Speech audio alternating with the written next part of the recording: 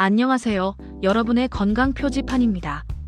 혈압약을 먹고 있는데도 수치가 오르락 내리락 하신가요? 아침에 재면 괜찮은데 저녁만 되면 150이 넘는다. 이런 이야기 참 많이 듣습니다. 그런데 요즘 어르신들 사이에서 이런 말이 돌죠. 비트만 먹어도 혈압이 내려간다더라.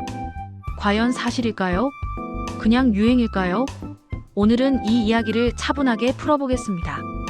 저도 60이 넘으니 혈압 이야기가 남의 이야기가 아니더라고요. 친구들 모이면 절반은 혈압약 이야기입니다.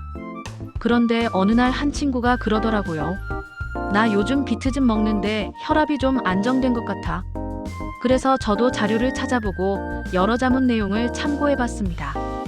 비트는 우리가 흔히 빨간 무처럼 생긴 채소죠. 이 빨간색 속에 들어있는 성분 중에 질산염이라는 게 있습니다. 이름이 어렵죠? 쉽게 말하면 우리 몸 안에서 혈관을 살짝 넓혀주는 물질로 바뀔 수 있는 성분입니다. 혈관이 넓어지면 어떻게 될까요? 물이 좁은 호스를 지날 때보다 넓은 호스를 지날 때 압력이 덜 걸리는 것처럼 혈압이 조금 낮아질 수 있습니다. 실제로 여러 연구에서 비트 주스를 마신 뒤 수시간 내에 혈압이 다소 내려가는 경향이 보고된 적이 있습니다. 특히 수축기 혈압, 그러니까 윗혈압이 조금 떨어지는 경우가 있었습니다. 다만 여기서 중요한 건 약을 대신한다는 개념은 아니라는 점입니다.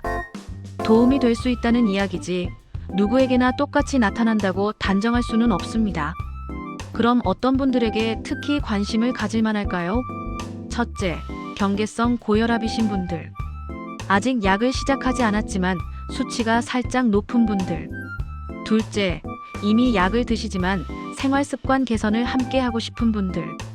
이런 경우 식단 관리의 하나로 비트를 활용해 볼 수 있습니다. 하지만 주의할 점도 있습니다. 비트는 당분이 아주 낮은 채소는 아닙니다.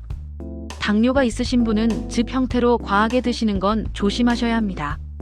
즙은 농축되어 있어서 한 번에 많은 양을 마시기 쉽거든요. 또 신장 기능이 약하신 분은 질산염 대사 과정이 부담이 될 수 있으니 기존 질환이 있다면 상담 후 결정하시는 게 좋습니다. 그리고 이거 하나는 꼭 말씀드릴게요. 비트를 먹고 나면 소변이나 대변이 붉게 나올 수 있습니다. 깜짝 놀라서 피 아니야? 하시는 분들 계세요. 대부분은 비트 색소 때문입니다. 물론 통증이나 다른 증상이 동반되면 확인은 필요하지만 단순히 색만 붉다면 크게 걱정하지 않으셔도 되는 경우가 많습니다. 그럼 어떻게 먹는 게 좋을까요? 저는 개인적으로 생비트를 갈아서 마시는 것보다는 살짝 쪄서 샐러드에 넣거나 나물처럼 무쳐 드시는 걸 추천드립니다. 익히면 단맛이 올라와서 먹기 편하고 식이섬유도 함께 섭취할 수 있습니다.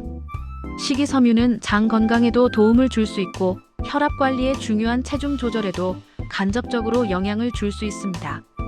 비트즙을 드신다면 하루 한 컵 이내, 공복보다는 식사와 함께 드시는 게 부담이 덜합니다.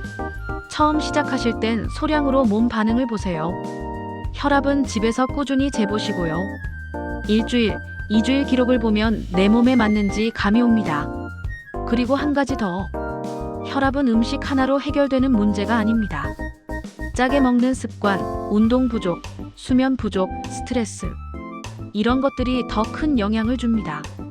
비트는 어디까지나 조연입니다. 주연은 여러분의 생활 습관입니다. 저는 늘 이렇게 말씀드립니다. 건강은 한 방이 아니라 작은 선택의 반복입니다. 오늘 국을 조금 덜 짜게 드시는 것, 엘리베이터 대신 한층 계단을 오르는 것, 그리고 비트를 한번 시도해보는 것. 이런 것들이 쌓이면 몸이 조금씩 달라질 수 있습니다. 혈압 때문에 걱정 많으시죠? 저도 그렇습니다. 하지만 너무 겁먹지 마세요. 관리할 수 있는 부분이 분명히 있습니다. 음식도 그중 하나입니다. 비트는 혈관을 부드럽게 도와줄 수 있는 채소입니다. 다만 내 몸 상태에 맞게, 과하지 않게, 꾸준히. 도움이 되셨다면 구독과 좋아요 부탁드립니다. 건강한 길 함께 걸어갑시다. 건강 표지판이었습니다.